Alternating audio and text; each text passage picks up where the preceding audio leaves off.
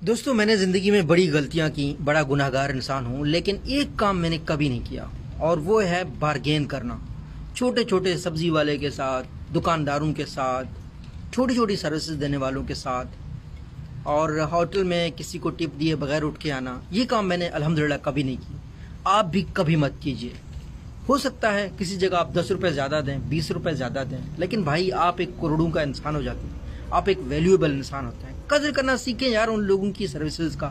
10 روپے کی، 20 روپے کی چیز کو جب میں لوگوں کو ڈیبیٹ کرتے ہوئے دیکھتا ہوں نا، تو مجھے ان کا مستقبل بھی یہی نظر آتا ہے کہ اسی چیز کے لیے ڈیبیٹ کرتے رہ جاؤ گے۔ بھائی قدر کرنا سیکھو، اور زیادہ سب سے زیادہ جس چیز کی ویلیو ہوتی ہے نا، وہ انسانی قدر ہوتی ہے۔